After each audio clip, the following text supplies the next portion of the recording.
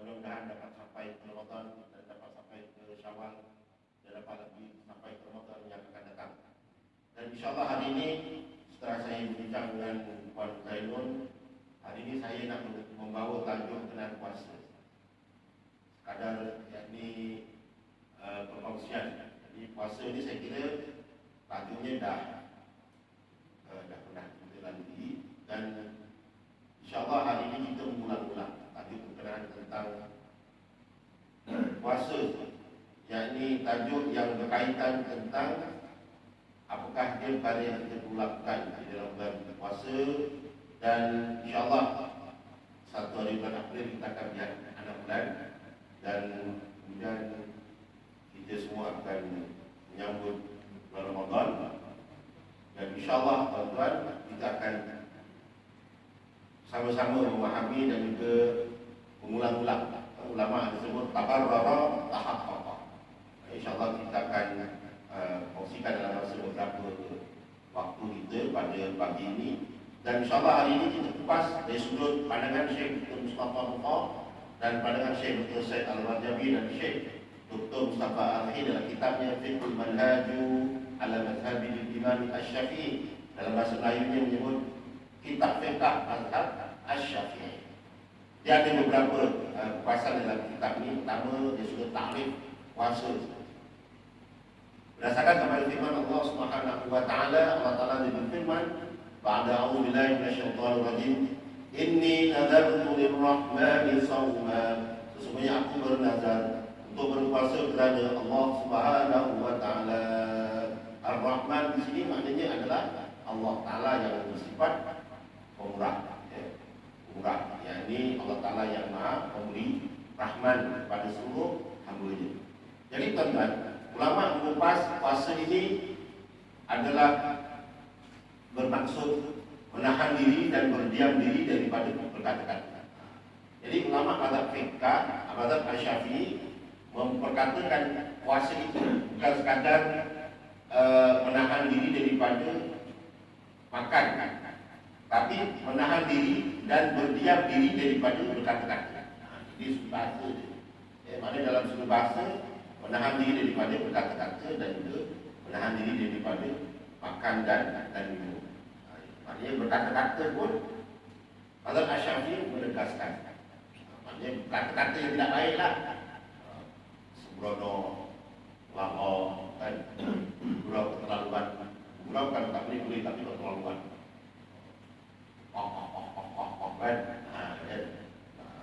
Maknanya bergurau yang keterlaluan. Jadi dari sudut bahasa, dari sudut syarak, menahan diri daripada perkara yang membatalkan puasa, bermula daripada terbit fajar sehinggalah terbenam matahari disertai dengan niat. Maknanya menahan diri daripada perkara yang membatalkan puasa. Jadi perkara yang membatalkan puasa ini tidak semestinya makan. Ada ulama menyebut berbohong pun batal puasa. Berbohong ni, berbohong ni boleh, bukan boleh. Ulama ni menyebut batal puasa. Dulu saya pernah sekolah, saat ini pun batal puasa sebab tu. Saya pernah bohong dari dulu. Ustaz saya lah, dia kata, bohong ni tak sah puasa. Itu saya ingat lagi lah, dia tak telah. Padahal ada setahun ulama menyebut berbohong itu boleh membatalkan puasa. Tapi nanti kita kupaslah apakah bohong itu benar-benar membatalkan puasa ataupun membuang fadilat berpuasa. Dari sudut zahir dia mungkin tak batal, tapi dari sudut fadilatnya, barokahnya akan berkurang. Jadi tuan-tuan hadirin yang dirahmati Allah Subhanahu wa taala sekalian, izinkan saya minum air.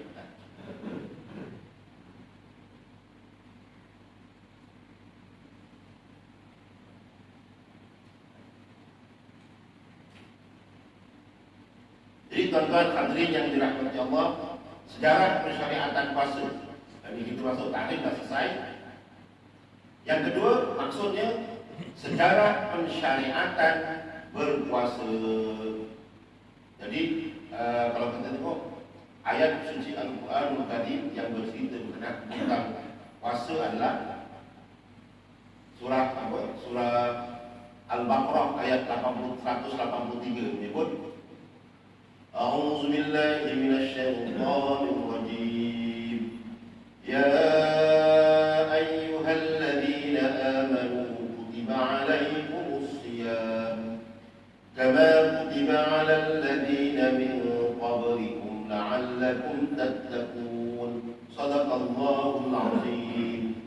Wahai orang-orang yang beriman, diwajibkan di atas kamu berpuasa sebagaimana diwajibkan ke atas orang-orang yang terdahulu daripada kamu supaya kamu bertakwa. Jadi kalau kita tengok, puasa ini adalah antara ibadah yang tertentu. Yang mana puasa ini bukan ibadah yang baru, tapi antara ibadah yang tertentu. Ada satu kajian daripada ulama, ada beberapa ibadah yang tertentu. Yang antaranya adalah puasa. Tapi ada ibadah yang lagi tua. Apa ni? Ibadah korban. Ibadah korban ni ibadah lagi tua. Ada lagi ibadah yang tua, yang ibadah solat. Maknanya ibadah yang yang ada pada setiap daripada kalangan Rasul itu antaranya adalah puasa, korban, solat, dan kalau kita tengok ibadah yang lain ada juga, termasuk ibadah haji. Kalau ibadah haji ni sebenarnya daripada ibadah yang awal lagi, yang ini bermula daripada Nabi Adam. Ini nak menggambarkan kepada kita, pada puasa yang kita puasa pada hari ini bukanlah satu-satunya ibadah yang baru. Kalau tuan-tuan perasan, bahkan dalam semua agama juga ada berpuasa. Sehingga Nabi SAW pernah bersabda, sumu tartasimu, berpuasalah kamu, nescaya kamu akan sehat. Sumu tartasimu, puasalah kamu, nescaya kamu akan sehat. Jadi puasa ni adalah antara bentuk terapi untuk kesihatan. Sebab tu ada setengah orang ni dia puasa untuk sehat. Ada satu kajian daripada hospital di Perancis, antara di kajian, doktor sana buat kajian, ada satu penyakit kolon penyakit puasir, penyakit kanser perut, kanser usus besar, banyaklah sakit yang perut lah, khususnya usus. Antara penawarnya selain daripada memakan ubat-ubat tertentu, puasa. Pada puasa, pada pagi-pagi kena makan, sebelum subuh kita makan, tahan, nanti malam makan. Itu antara ubat untuk orang yang masalah kanser. Dan juga masalah puasa itu boleh diatasi kan, puasa. Selain daripada tak makan sambal lah. Ini ada setengah orang dia puasa, tapi nanti buka puasa dengan sambal. Nasi makan ubinya dua betul, tapi sambalnya satu mangkuk. Ladu kan ladu yang paling pedas. Tak digoreng, itu tak dimasak. Digoreng itu top. Ditaruh ladu, ditaruh bawang putih, ditaruh kacang. Memanglah kompok bikin puasa datang lagi kan. Jadi bernama ada kajian menunjukkan dengan berpuasa ni banyak kelebihan dan juga manfaat. Nanti tuan-tuan kita akan alami puasa, dan bagi mereka yang mungkin dah puasa rasa dalam bulan Syakban ni, mungkin dia tak akan rasa tekanan. Tapi mereka yang mungkin baru, yang start Ramadan je baru nak start puasa, dia akan rasa tekanan sikit lah. Mungkin 2 hari pertama je, sebab tak pernah kalau kabur rasa nanti kalau haus biasanya kalau pukul 8 dah haus, nak kalau kabur cari air. Ada yang macam itu, tapi yang dah alami setengah biasa ni, mereka tidak akan jadi masalah. Jadi kita sambung tentang persyariatan puasa. Kalau kita tengok dari sudut sejarah persyariatan puasa, pertama sekali puasa ini adalah satu ibadah yang telah diketahui dan juga diamalkan oleh umat-umat sebelum Nabi Muhammad SAW. Dan juga kalau kita tengok, puasa juga diamalkan oleh ahli kitab. Ahli kitab. Kalau kita tengok antara bangsa yang puasanya macam kita, antaranya orang Islam, kita ni orang Islam. Dan juga kalau kita tengok puasa orang-orang ahli kitab, dia macam kita puasa. Sebab dia pada betul-betul, maknanya tak makan sebelum subuh, dan mereka akan makan setelah masuk maghrib. Ahli kitab pun akan puasa macam kita puasa. Cuma dia akan ada tambahan dia lah. dia tak boleh minum tu, tak boleh sepanjang tempoh puasa dia tak boleh makan daging tertentu, atau mungkin tak boleh campur dengan isteri dia. Ada tambahan-tambahan yang lain. Tapi dari sudut waktunya biasanya sama. Cuma agama lain saja yang kadang-kadang pelik. Dia tak puasa daging, dia cuma minum susu. Sepanjang tempoh puasa dia boleh minum susu full cream. Dia boleh beli susu farm fresh, rasa kurma, tonggak, makin gemuk adalah. Cuma dia tak makan nasi je. Maksudnya begitu. Okey, tuan-tuan hadirin, bapa-bapa, tuan-tuan haji yang saya muliakan, ibu-ibu yang saya muliakan, ada dalil daripada persyariatan bulan puasa ini. Tadi surah Al-Baqarah menyebut yang pertama, a'udzubillahi minasyaitonir rajim. Syahrul Ramadan alladzi unzila fihi al-Quran. Pada bulan Ramadan ini diturunkan Al-Quran. Ini antaranya dalam bulan Ramadan diturunkan Al-Quran. Maksudnya begini, dalam bulan Ramadan Al-Quran itu diturunkan daripada Allah Subhanahu wa taala ke Sidrat, ke Lauh Mahfuz. Daripada Lauh Mahfuz diedarkan kepada Nabi SAW secara berperingkat-peringkat atau tadrijian selama 23 tahun. Itu maksudnya. Tapi daripada Allah Subhanahu wa taala ke Lauh Mahfuz itu pada bulan Ramadan. Itu maksud Al-Quran diturunkan dalam bulan Ramadan. Jadi kita tahu satu kelebihan bulan Ramadan akan telah ada diturunkan Al-Quran. Jadi sebab itu kita raikan Al-Quran. Sebab Al-Quran berdiri ni, hari lahir ni pada bulan Ramadan. Sebab itu meraikan dia. Kadang-kadang kita juga berapa sibuk-sibuk nak raikan Al-Quran dalam Ramadan. Sibuk-sibuk nak tadarus, sibuk-sibuk yang muslimahnya tadarus mereka muslimah, yang dulu masak ni mula akan offer di kalangan kita ni kadang-kadang akan ada kawasan. Buat apa saja sekalipun tuan-tuan, saya kira tak ada masalah. Yang penting kita nak mengagungkan Al-Quran. Walaupun dengan cara dulu masak, dibuat masak, dibuat tulis sekarang orang yang nak patang Quran, ditulis 1, 2, 3, 4 sampai 30 juzuk. 1 juzuk, 2 juzuk, 3 juzuk sampai 5 juzuk. Pakai orang kepada buku. Okey, ini 10 hari. Hari yang ke-11 buat lagi.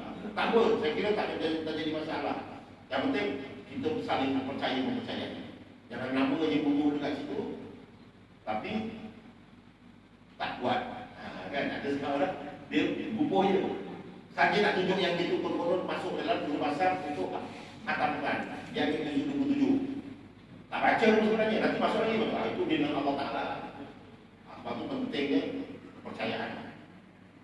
Jadi tuan-tuan, kita masuk lagi tajuk yang seterusnya berkenaan tentang sabda Nabi SAW tentang sejarah persyariatan berpuasa. Daripada hadis Nabi SAW, Nabi pernah menyebut, yakni bunyal Islam ala khamsin. Terbelanya Islam itu atas 5 perkara. Salah satu daripadanya adalah saumul Ramadan. Kita nak fokuskan pada tajuk saumul Ramadan, iaitu berpuasa hanya dalam bulan Ramadan, yang maksud puasa fardu bulan Ramadan. Ini hadis sahih riwayat Bukhari. Jadi dalilnya adalah puasa bulan Ramadan. Jadi tuan-tuan, kita tengok tentang hukum meninggalkan puasa Ramadan tanpa keuzuran. Ini kita sama-sama begitu tengok. Disebabkan puasa bulan Ramadan adalah salah satu daripada rukun Islam dan termasuk farduan yang diketahui daripada agama secara mudah, maka orang yang mengingkari farduannya adalah kafir. Jadi mana siapa yang salah cakap atau bersengaja nak tunjuk tak payah puasa dalam Ramadan ni, maka dia boleh dianggap sebagai kafir. Sebab dia mengingkari. Maksud mengingkari ni, kita boleh kaitkan juga orang yang mempelekehkan Ramadan. Dipelekehkan Ramadan, dia kata Ramadan ni susah lah. Dia puasa-puasa tu tak, tapi dia macam beban lah, kan? Alamak Ramadan lah, leceh lah, boring lah, kan? Ada sebenarnya dia faham macam tu. Maka dia boleh dianggap sebagai mengingkari. Mana mengingkari tu, dia cari pot. Ada setengah orang ni tuan-tuan, dia masa bulan Ramadan ni dia akan fikir. Ini biasa orang-orang muda lah, orang yang berusia sebab ada kisah, ada cerita arwahnya Muhammad Khalid 17 Ramadan tu. Time itulah mereka bersatu hati. Memang betul tuan-tuan. Saya pun ada beberapa kawan yang dalam bulan Ramadan, saya bukan dokter agama, orang bola, dia akan bersatu. Jadi guru masak khas. Guru masak khas dinamakan guru masak plastik hitam. Kami guru masak itu plastik hitam. Dia kata guru masak plastik hitam ni, dia nanti bila dia pukul 12 saja, dia dah mula merancang cari mana pot-pot ni. Maka kami di bahagian penguasaan ni biasa kita akan tahu lah. Ini cerita pengalaman saya lah tuan-tuan. Sebagai kerja di bahagian penguasa, pada bulan Ramadan ni kita akan ada nama satu ni Ops nafas. Ops nafas ni puasa lah. Ops yang melibatkan bulan Ramadan. Ops Ramadan ni kita tahu tempat-tempat yang biasa orang pot untuk makan. Kalau di bandar, di Sulang tu, tempat di Sulang. Yang kebanyakannya yang beli itu bukan kaling-kaling. Yang beli bukan kaling-kaling. Ada makan. Kan? Kadang-kadang tenang lah tu kan. Dia cari pot tu, dia makan kat situ. Bukan ada masalah tu. Di tempat itu agak sembunyi di bandar.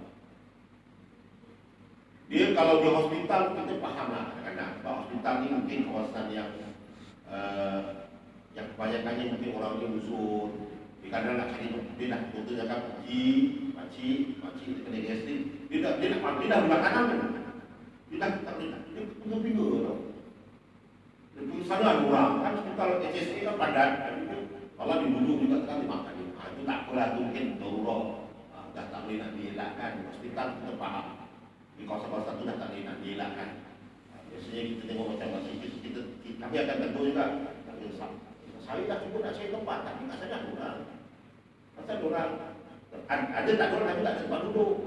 Pasal duduk tak itu hospital tu kita mungkin ada satu. Tapi yang ini memang dia cari tempat. Barang siap juga, muda-muda lagi. Kadang jauh lebih muda daripada kita. Baru awal 30-an. Maknanya mereka sengaja tidak mahu berpuasa. Dan mereka kadang-kadang suka orang tu tuan-tuan. Sebab mereka boleh lari, boleh ada aktiviti tengah hari. Aktivitinya apa? Iaitu makan secara beramai-ramai, secara bersembunyi. Ini antara yang boleh dibuat. Dan kalau di daerah di negeri Johor, kalau kita tengok, kalau ada orang dia dia berniaga, dia jual makanan, itu tak salah. Yang salahnya apa? Dia berniaga, dia jual makanan dan orang makan dekat situ. Itu yang salah. Kalau contohnya dibungkus tidak menjadi masalah. Itu amalan di negeri itu. Tadi masalah kalau sedang jual-jual pukul 9 ke 8 pagi pun, kalau yang jual itu orang Islam, dia jabatan agama tidak ada hak untuk halal. Sudah jadi tak patutlah itu dia, tapi dia boleh jual sebab tak ada kesalahan. Kesalahan dia bungkus. Yang tak boleh adalah makan di sini. Tapi hukum meninggalkan puasa dalam Ramadan tanpa penguzuran adalah dianggap sebagai berdosa besar. Berdosa besar. Sebab tanpa penguzuran dianggap sebagai berdosa besar. Sebab dia mengingkari, dia tidak berpuasa. Sedangkan puasa itu adalah fardu. Ada bezanya. Tapi kalau dia lapar, kalau dia hypo, dia tak lapar. Tapi lah kadang-kadang umur macam kaya pun kadang-kadang kita ni kan, bila kita pulang kurang air, kita macam kenapa ni, tak minum air putih. Padahal umur ni kan banyak air, banyak asid. Kita rasa macam, kalau minum air rasa macam sebab kan, ni siapa ni tak minum air. Tapi kalau orang kita tak minum air, ni lahir badan kita akan lepak, aktif masa-masa. Jadi begitu juga dengan badan kita. Kadang badan kita tak haus, badan kita tak lapar, tapi kita rasa kita kena minum air. Pada waktu itu mungkin kita boleh anggap diri kita sebagai penguzuran. Boleh minum, tak ada banyak masalah. Yang penting jangan kena menghormati bulan Ramadan. Jadi hukum mengingkari fardunya adalah kafir. Dan kalau kita tengok dalam mazhab Syafi'i, mereka yang mengingkari bulan Ramadan, mengingkari bulan puasa, kalau mengingkari kena anggap macam orang murtad. Begitu tegas ya Imam Syafi'i. Tapi bukan kerja gitulah untuk membunuhnya atau memancurnya lah. Kita dalam mazhab Syafi'i memang melakukan memang kena anggap macam orang murtad, tapi ada kaedah dia lah. Kalau kita nak menyelesaikan masalah-masalah yang sedang dilakukan, mungkin kena counseling dan sebagainya. Ya. Salam ya puan.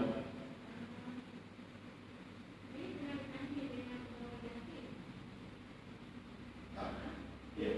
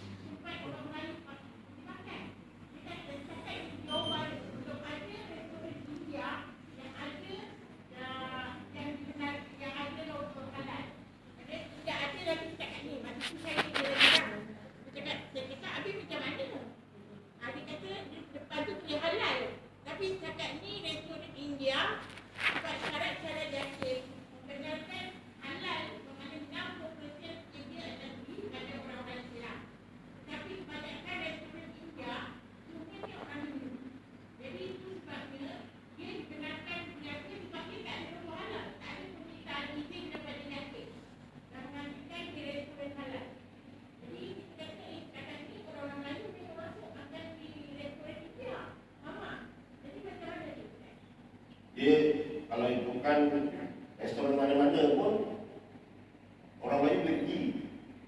Restoran Cina pun dia nak pergi, tak salah kan. Dia restoran itu terbuka kan.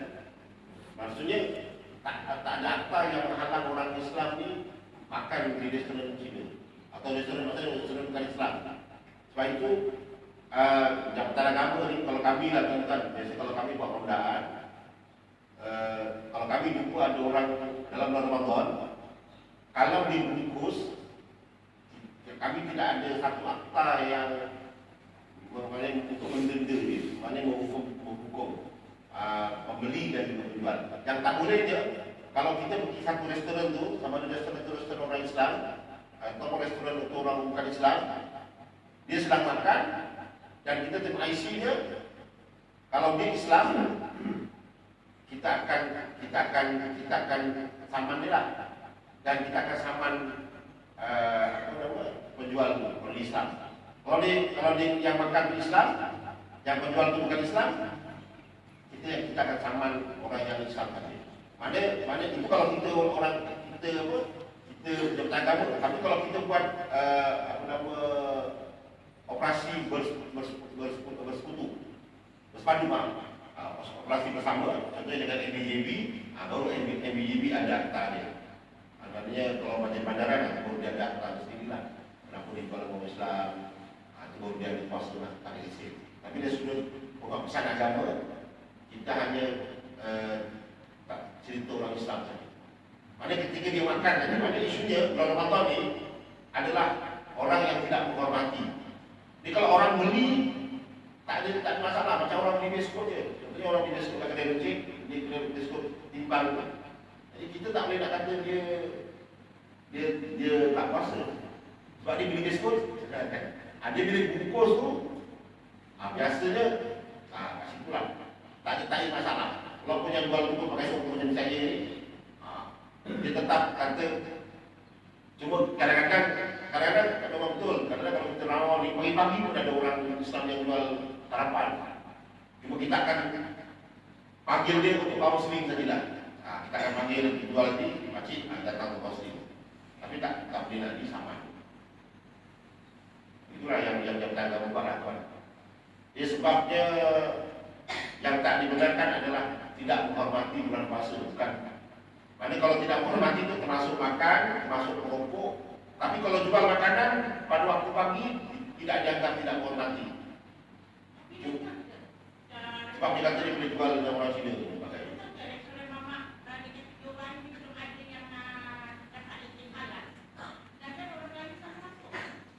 Dia mungkin dia halal ni sekadar nak bagi orang percaya saja. Tapi kalau kita makan kedai Cina pada kedai makan orang Cina pun tapi saya tak pastilah mereka ada buat atau tidak. Sebab sejak halal ni dia nak bagi orang percaya je kan. Nak bagi orang percaya. Sebab kita nak tengok sebenarnya tak ada halal. Jadi yang tak bolehnya ini. Dia kedai tu kedai apa? Kedai mamak, kedai Hindu. Tapi dia tampal Al-Quran. Itu yang tak boleh. Kalau dia ada tampal itu, tapi dia kedai itu adalah kedai Hindu, maka itu baru kesalahan besar. Kedai katakan kedai Hindu, kita tanya dia, ini Islam kan? Bukan, ini Hindu ni. Dia kata dia cantik, tak boleh. Dia tak boleh. Kalau dia bukan, kalau kedai bukan Islam, kalau ada orang Hindu, barulah dihalang. Dia soal tentang sijil halal, tak sijil halal itu dia adalah untuk kepercayaan. Tapi saya ingat kedai mamak ni dia berdaftar tak macam kita daftar lah. Dia lain lah dia daftar. Sebab dia boleh buka 24 jam.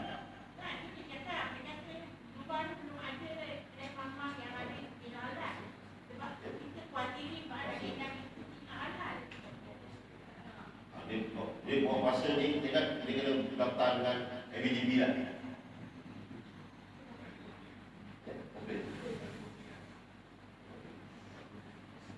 Buat puasa okey. Jadi tuan-tuan hadirin yang dirahmati Allah Subhanahu wa taala sekalian, kita masuk dalam puasa. Kita buat puasa tuan okey. Itu nanti tadi kata. Jadi kita masuk dalam tajuk puasa. Jadi pertama sekali kalau mereka meninggalkan puasa tanpa sebab, maka mereka dianggap sebagai berdosa besar. Kalau mereka mengingkari, dianggap sebagai murtad. Itu dia sebut hukum meninggalkan puasa dan juga hukum seseorang yang dia punya pandangan terhadap bulan Ramadan dan juga terhadap puasa. Okey. Seterusnya tuan-tuan, seandainya mereka meninggalkan puasa kerana keuzuran, maka dia tidak dianggap sebagai apa-apa dan mereka termasuk dalam kaedah yang diterima oleh syarak. Kalau mereka meninggalkan puasa dalam keadaan keuzuran.